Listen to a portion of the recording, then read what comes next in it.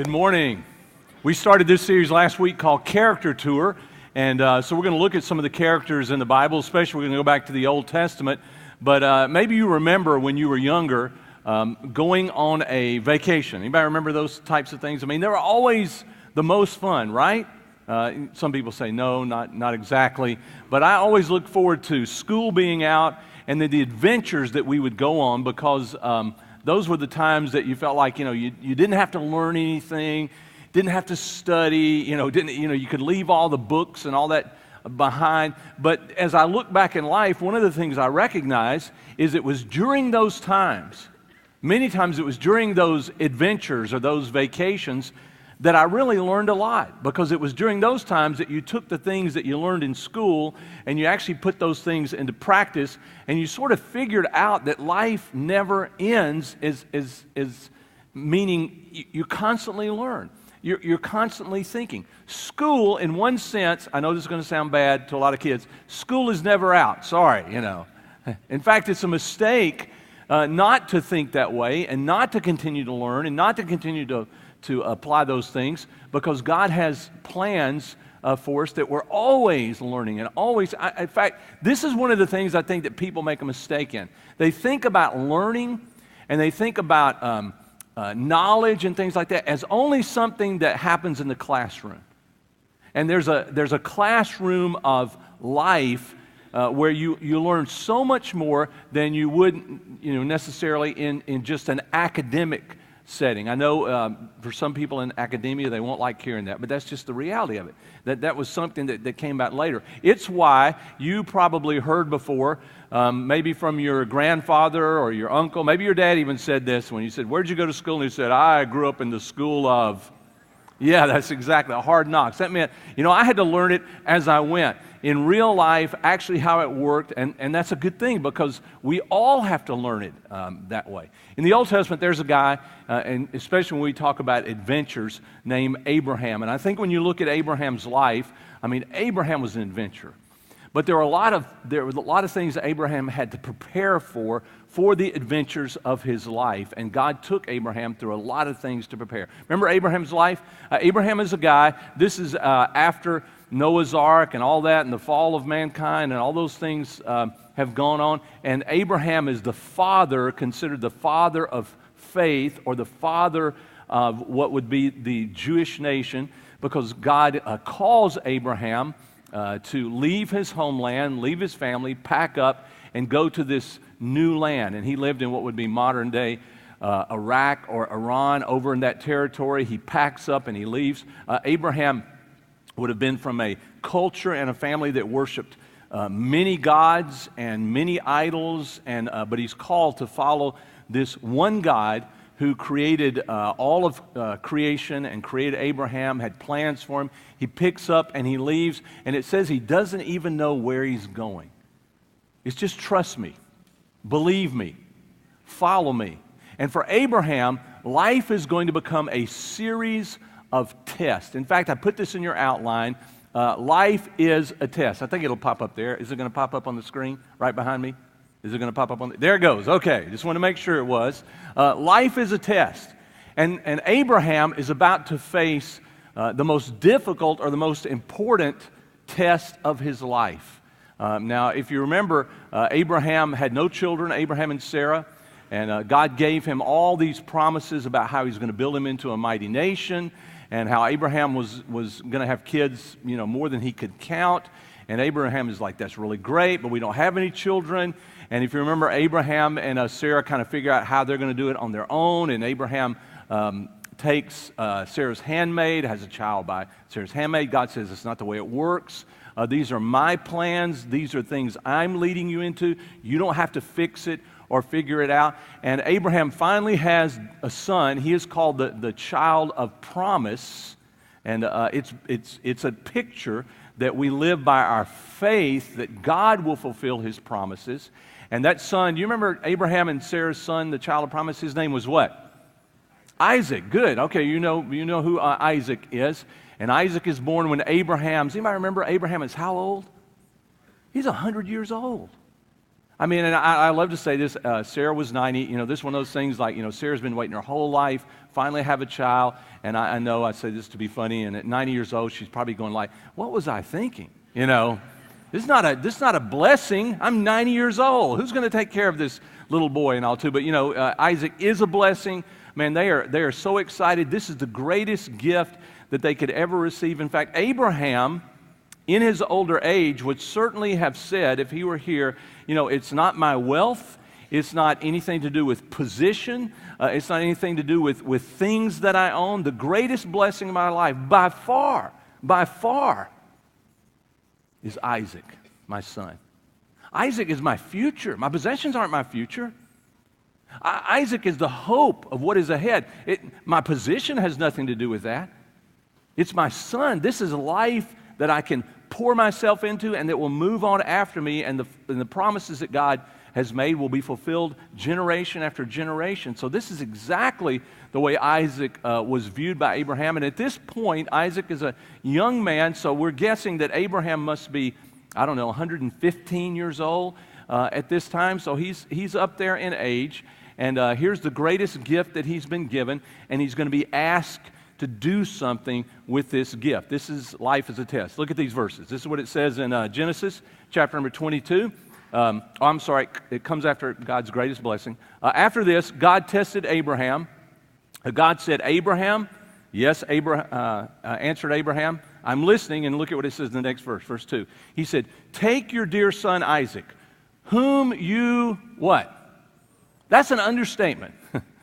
Whom you absolutely adore, who is the greatest thing that you have ever been given in your life, who you would do anything for, and go to the land of Moriah. Now, I want you to kind of hang on to that word for just one second. We'll come back to it near the end. The land of Moriah. Sacrifice him there. Sacrifice him there as a burnt offering on one of the mountains that I will point out to you. So what he's asking Abraham to do is to give up his son. God gave him Isaac. Now, he loves Isaac more than anything else, and God is saying, here's the test. Do you understand, do you believe that I gave you Isaac, and here's the test, give Isaac back to me? They understood burnt offerings. They understood sacrifices. He knew exactly what this would mean. Give Isaac back to me. Let me read for you. This is from the commentary, the Bible Knowledge Commentary by two guys named Wolford and Zook.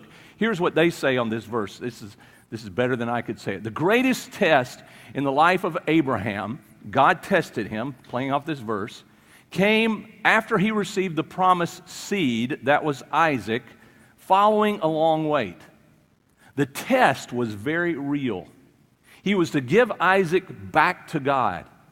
As a test, it was designed to prove Abraham's faith. And for it to be a real test, it had to defy logic. It had to be something Abraham wanted to resist. Can you imagine how much he wanted to resist this? How much Abraham would say, God, ask anything of me, but not this. Don't ask me to give up Isaac. In fact, it would defy logic for Abraham, because Abraham would say, if this is a child of promise, God, if this is the fulfillment of all the things that you've promised about the future, it doesn't even make sense to me how in the world, if giving him up or sacrificing him would make this work. Now, everybody follow me there? You think the same way? Everybody think the same way? Except for one thing. Where did the gift come from? Who was the one that caused the gift to happen in the first place? When God gave Isaac, was that a defying of logic? Of course it was. It defied all logic. They were past childbearing years. That's the whole point. This relationship was going to be built on a trust that God would fulfill His promises, that if God said something, God was the one that had the ability, the power, and the will to cause it to happen, not Abraham. And the test for Abraham's life, same way God, life is a test for you and a test for me. Do you believe and do you trust God to do what He says that He will do? It's the ultimate test, the most difficult test that you and I face. Abraham faced. Do you trust God to do what he said he would do? Look at the next verse, verse number 3. It says, Abraham got up early in the morning. So, Abraham's going to prepare. I mean, he knows it's going to be a long journey, and he knows it's very important. Abraham is not resisting. He's not falling back. He got up early in the morning. He saddled his donkey. He took 2 of his young servants to go with him and his son Isaac. He had split wood for the burnt offering. He set out for the place that God had directed him. All Abraham knew was, here's where you're going to go. I'm going to show you the mountain, same way that when he showed him the land, and I want you to take Isaac. We're going to go there. The sacrifice is going to be made. Look at the next verse number 4, or the point will pop up first, and here's the real question. How far would Abraham be willing to go trusting God, putting his hope and his faith, trusting God? That's the test. That will be the question for him. Look at the next verse. It says, on the 3rd day, he looked up and saw the place in the distance. Now, I want you to hang on to these words again, because in the Old Testament, just like in the New Testament, there are these word plays for you to catch and for you to understand. When it says that he looked up, it means that he saw something that he had never seen before. He knew he was going to a place, and he knew the place was far off. 3 days' journey. He is headed in this direction, and now it says all of a sudden, it's a wordplay. He looks up and he sees the place that God says, I'm going to take you to. And I want you to hang on to those words again. Very important. Most translations will use that language. Some will interpret it a little bit different, but those are the words in the Hebrew that are there, clearly there, that he sees this in the distance. The next verse, it says, number 5, Abraham told his 2 young servants, stay here with the donkey. The boy and I are going over there to worship, and we'll come back to you. I think it's interesting that he says, we're going over there to worship. You know what worship is? A lot of people don't understand worship, and for a lot of us, it's a weakness in our life. It's a weakness in our relationship with God. Worship is looking to God and realizing God is all-powerful. And compared to God, I'm nothing. What I have is nothing. Worship may involve you falling on your face before God and saying, God, everything I have comes from you. It belongs to you. I know that when we worship together, and it's real important that we worship together, most of us don't fall on our face. Well, not intentionally. We might accidentally trip over, the chair or something, But that's exactly what it is. When it says that Abraham would go and worship, it would mean, in fact, that you should worship privately. That means you should find a place in your prayer time to go away and say, God, it's all about you. You did everything. You made everything. I love to go out, as I've told you before, I go out early in the morning, sometimes in the dark, and walk and I pray. And most of the time, that's exactly where I start out. I'm just looking around going like, wow. Because this stuff's beyond me. I mean, I just look at creation and the world and say, could I have dreamed it up? Is it something that I could have made happen? No way, I mean, sometimes I think I could, right? But there's no way. It's sort of like the preacher who went and visited the farmer one day. We get mixed up. And he went out with the farmer, and he looked over the fields. They stood up on a hill and saw all these fields, the wheat and everything. I mean, it's beautiful. You know how the wind blows and it moves? You've seen those? And you're just like, oh, man, this is just amazing. And the preacher says to the farmer, he says, isn't it incredible? Isn't it incredible what God has done? And the farmer's a little indignant. He says, well, you should have seen it before, I got it, right? Because he means, yeah, all that, I did all that. And the preacher's like, actually you didn't, Actually you didn't. Because if God had not given you the opportunity, not created the land, created the plant, that you couldn't make this happen. That's our lives. We do things with our lives. We should do things with our lives. It is all about doing something. Abraham's story is going to be about doing something. Abraham is not known because he didn't do anything. Abraham's not known because he just had some knowledge or understanding. Abraham's known because he took his knowledge and understanding and what? He acted upon it. He did something that was absolutely incredible. Abraham trusted God in a way that we would look at it and say, I'm not sure I could do that. I'm not sure I would have the faith or the strength to do what Abraham did. Abraham's very intentional. He goes to this place, this mount in Moriah, And he goes to this place, and he's going to worship God there. He knows the sacrifice is coming, but he's going to go and say, God, it's all about you. Isaac was a gift from you. I could never have figured it out. I tried to figure it out. I tried to do it my way. Didn't work out very well.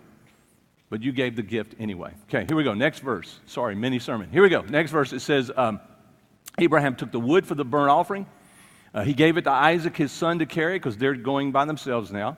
He carried the flint and the knife. The two of them went off together. Real important. They go off together. And the next verse says, Isaac said to Abraham, his father, Father, this is what a young boy would do, right?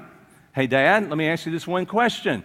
Yes, my son, we have a flint, we have the fire, we have wood, but where is the, what?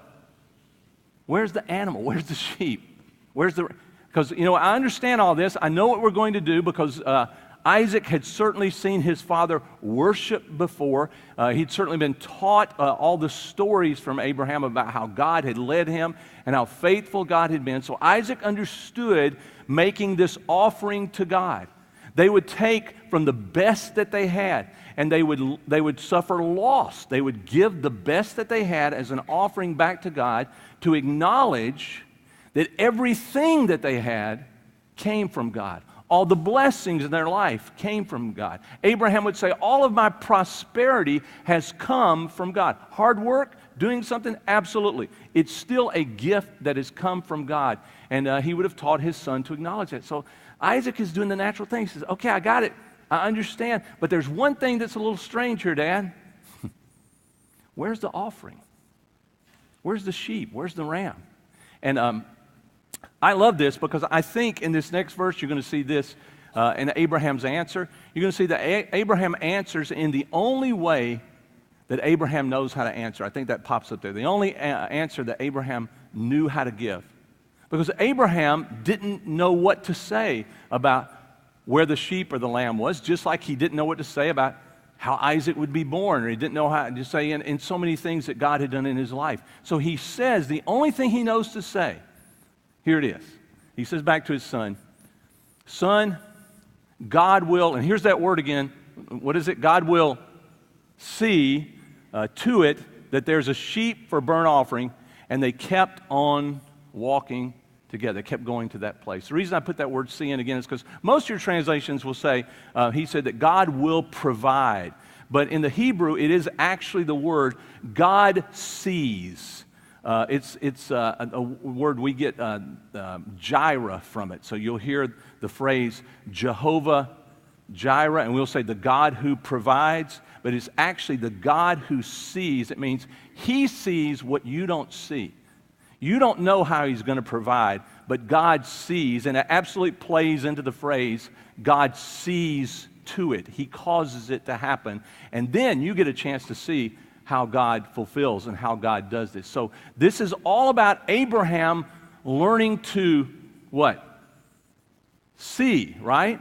To see how God provides, to see how God fulfills, how God gives promises that you and I are supposed to grab hold of, build our life around, believe God and trust God. That's our faith, knowing that God sees what we do not see. And so he says, God sees, we're moving on to the place. And together, they continue to go on to the place. Okay, so here's the next half of this, which I love, because this is where Abraham really passes his test. Look at the next verse.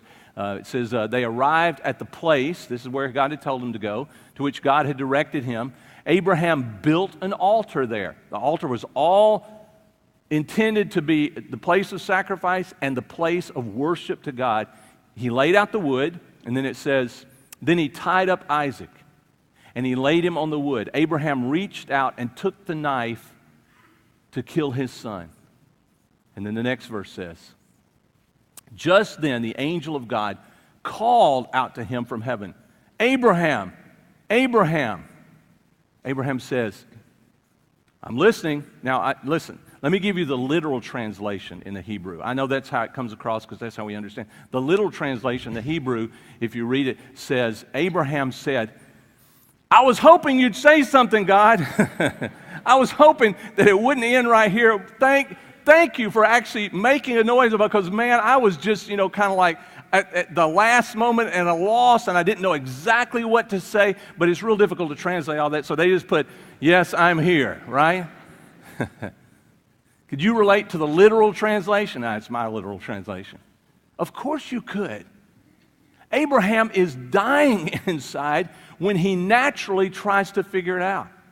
When he naturally tries to say, what's the end to this? Where's this gonna finish? It doesn't make sense. Everything in Abraham's life and his body, because of what he loves, has got to be fighting against this. But Abraham, because he's gone through so many things before, has learned to believe God sees what I don't see. I don't understand. I don't know how it's going to work out. But God sees what I don't see. Does that make sense? It's why you go through adventures in life. It's why you go through journeys in life. This is why life is a test. Because God is trying to test you, trying to teach you so that your faith is proven to you that that's the way it is, and I need to believe that and hang on to that because this is what will get me through.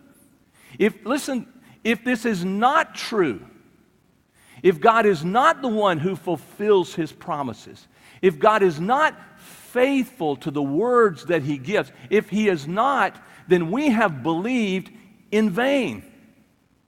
We are fools. We have come up with something that we shouldn't be putting our hope in. And if we believe this, listen, if we believe this, then as difficult as it is to go through life and adventures to actually act upon that, that's the only thing that would make sense if we believe who God is and what God has done. See, we look at this because I do. I've heard this story before. And I look at it saying, okay, it's sort of like, because it's an ancient story, it's sort of like a fairy tale or something like that. We don't really think about it. This is not a fairy tale. This is real life. This is a man, most archaeologists say 4,000 years ago, who lived 4,000 years ago, facing the very real possibility that the greatest gift he has ever been given, the most important thing in his life, he is about to end with his own hand. And if it's not true, if God is not real, if God's promises aren't true, if God is not the one who fulfills His own promises, then He's about to do the most foolish thing that any person could ever do. Abraham is 115 years old. Abraham has gone through promise after promise after promise. Abraham has failed and failed and failed many times in the test of life getting to this point. He has gone through so many things and learned to listen to God and learned, how faithful God is to get him to this point. That is the way it will work with you. God will not do this to you to start out. God builds faith. He teaches the same way you would do it with your child, right? My parents, they would take us on trips and adventures and vacations in order to teach us things. Did they expect us to act mature and to know and to figure things out when we started journeys as young? Of course not. But each step of the way was another test, another lesson, another thing to be learned, another thing to be understood. When I was little, I still remember my dad had a 61, I think it was a 61, Chevy Corvair. You might remember a Corvair? Ralph Nader put him out of business, but the great car. My dad never forgave Ralph Nader, just to let you know. It was a great car. It had the trunk in the front. It was blue. It had a bench seat in the front, half of it folded down on each side, just the back, so you could get into the back. And the back seat, the whole back folded down into a flat kind of hard table. I don't know exactly the point of that. And the engine was in the back. It was a Pancake 6, air-cooled, just like a VW would be. Chevy made this car. It was a great car. So we're going to Daytona, Florida. My 3 kids. I had an older brother and a younger sister. My mom, my dad, 3 kids, and my Aunt Libba are piling into that car, right? And bless her heart, Aunt Libba had to sit in the back with 3 kids, and Mom and Dad were in the front seat, and we folded the bench down to drive from South Carolina down to Daytona, Florida, because it was cool, right? But we're on a hard piece of wood or something for this incredible trip. And I look back and I learned from those times. I learned I never want to go to Florida in a 60 Corvair again. I mean, that was the most No. You learn through those things. They're not all perfect. You'll learn lessons, and your parents take you through these things to learn lessons. God does the same thing. That's why God is described as a father who is taking you and I through the lessons of life. And you're learning, the greatest test of all is to learn to trust God. And life is this test to learn. Will you learn through life that God is faithful because He is, that God always fulfills His promises because He does, and God will always be faithful to the things that He is calling you to, even though you don't see them, because He does see them. He knows exactly what He's talking about. You just haven't figured it out yet. You haven't caught it yet. You don't see, understand. But the day will come, you will see. He will show you that He is faithful and that you should listen and follow His leading. Okay, so here we go. Next verse. He says, I'm listening. And the angel says, don't you lay a hand on that boy. Don't touch him. Now I know, and I love this. This is out of the Message. This is Eugene Peterson's paraphrase. The reason I put this up here is all because of this one verse. I used his paraphrase. I love this because he says, now I know that you fear God. And a lot of times people don't understand what that means. What do you mean fear? So God's going to hurt you? It's not what he's talking about. He's talking about you have this respect for God, and you understand, as the writer of Proverbs understands, that is this fear of God for who He is, the respect that He does whatever He wants to. That's the beginning of real wisdom, he says, of real knowledge in your life. You build it upon that. And so Peterson does a great job with this paraphrase. He says, for now I know how fearlessly you fear God. Or I would say, how fearlessly you trust God, you believe God.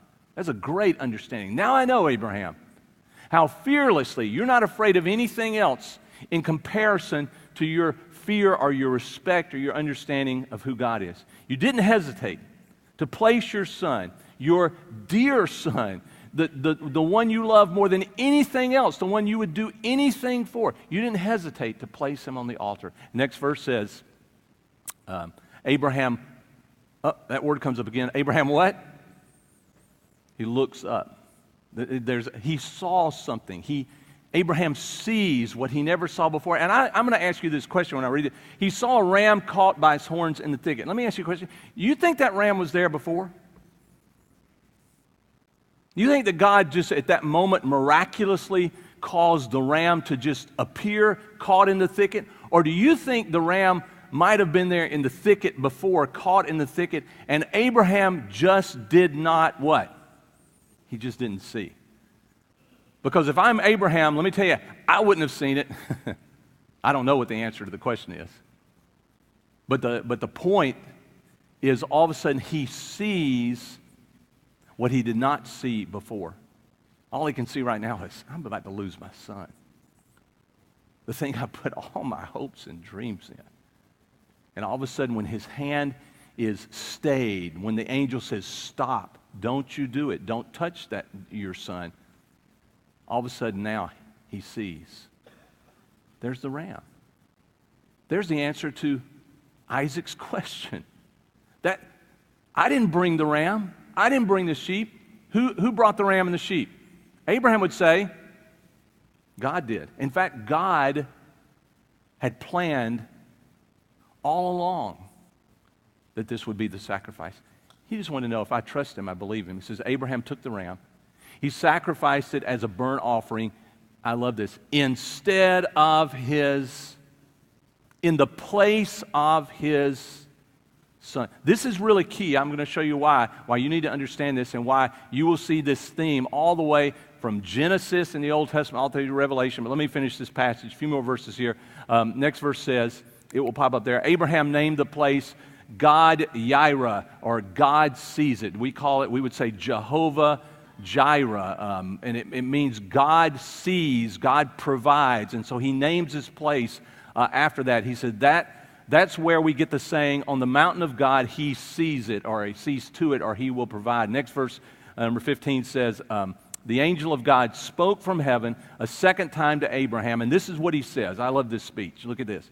I swear, God's sure word, you can trust this. If God says it, you know it's going to happen. I swear, God's sure word, because you have gone through with this and have not refused to give me your son, your dear, dear son. Next verse, I'll bless you. Oh, how I'll bless you. And I'll make sure that your children flourish. This is something that Abraham would not see, but if he could hang around long enough, he would see, like stars in the sky, like sand on the beaches. And then the final verse, he says, and your descendants will defeat their enemies. All nations on earth will find themselves blessed through your descendants. Catch this. Why? One reason. Why? Because what? You obeyed me. Because you trusted me. Because you believed that I see what you don't see, and so you will trust what I see rather than what you see. Because of that, he says all of these things will happen. Two things real quickly. First one is, the reason I mentioned Moriah, and I want you to hold on to Moriah, Abraham is in Beersheba at this time. He travels 50 miles north. We actually know the geography of it. Archaeologists will tell you exactly, you can find the place, and he goes up to the Mount of Moriah is where he goes, and almost all archaeologists will tell you the Mount of Moriah is now called the Temple Mount. It's in a city called Jerusalem. It's called the Temple Mount, and that's where he goes to sacrifice Isaac. That's where the statements about, here's the ram to be sacrificed instead of, in place of your son. This is where this relationship is affirmed, and the promise of God is actually affirmed there in Jerusalem, there in the place where Jesus himself was crucified. He was crucified outside of Jerusalem, but that's where he was put on trial. That's where he goes. This is the center of worship. It's interesting. I was listening to something on CNN, and they said it's kind of funny. It's the center of worship, not just for the Jewish nation. It's not just the center of worship for Christianity. He says, in general, it's the center of worship for the entire planet. That's what a secular the guys doing it were not believers said. This is what is undeniable. Everything historically seems to continue to revolve around this one place. Why? Okay, I'll just leave you with that. Why? Pretty incredible, isn't it? Second thing is this. How do you pass the test? How do you pass the big test that God gives you, that God will lead you to? You pass them by going through the small test, by allowing God to teach you step by step, by God saying, I will point you in the direction that I want you to go. And I know that you think about that as far as location geographically, but it means something to Abraham. Abraham would say, pointing you to the direction you need to go would mean believe this, trust this, act upon this rather than how you would see it and you would understand it, looking out for your own interests. Believe and trust God, that God has a better way. And God will take you step by step by step toward the big test in your life. He won't just throw the big test out. I have people sometimes that would do this to me. They would say stuff like, I worked with singles for a long time. They said, being faithful to God, trusting God, believing God, but if the big test ever comes along, I tell God all the time, don't worry, I'll be there. Let me go ahead and tell you, not going to happen. You're never going to get to the big test. You wouldn't be faithful anyway because you didn't go through the lessons. No one just shows up and says, I need a graduate degree from Harvard, didn't go to college, didn't get a master's, didn't get an undergraduate, didn't go to high school, didn't go to junior high, didn't go to grammar school. But the big test, I can pass the big test. No one gets to take the test, right? Because they say, you didn't pay your dues. You didn't learn all the things you were supposed to learn before. You didn't go through life's lessons to get to this point. You don't get to take the test. I know you're looking at this and say, I don't know if I want to take the test. It's a difficult thing for Abraham to go through. Yes, you do. Yes, you do. Abraham's not known because of his knowledge. He's not known because of his understanding. Abraham's known because he acted in a wise way, not a foolish way. He acted in a faithful way to God. He trusted and he believed God. And responding to that test of our faith is how God wants to use us. Let's pray together. Heavenly Father, we thank you that you do take us through tests in life. You take us through tests because you have things that you want us to learn, things that you want us to know, places that you want us to go.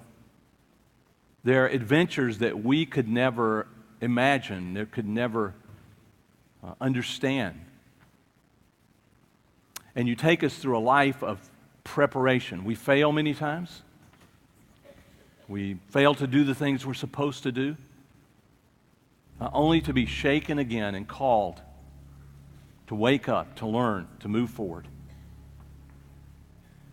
That because you are with us and because you are the one who points the way, who prepares the way, the one who sees what we could not see, because you're with us, we can pass the test. We can move forward. If you're here this morning and you've never put your hope and your trust that there is a God who loves you, who created you, who gave you life, and who wants to rescue you, redeem you, so that your life would amount to something. As we pray right now, I encourage you to believe in His Son, Jesus Christ. Because God sends His Son to give His life in our place, in our stead, instead of us, so that we could know Him, so we could be His sons and His daughters, so that we could grow up in our faith, so that we could face the great test of life, trusting and believing in Him, and pass those tests because of His great love. You've never opened up your heart to Jesus before. God sent Him so that you could know Him, so that you could live a life far beyond the life that you could imagine, so that you could see things that you never saw before, you couldn't see before. Say, Jesus, I believe you. I believe you came and you gave your life for me. That you lived a perfect life so that you could sacrifice it as an offering to take my place, to pay my debt, so that I could now be the man or the woman that God, my Father, created me to be. In Jesus' name we pray.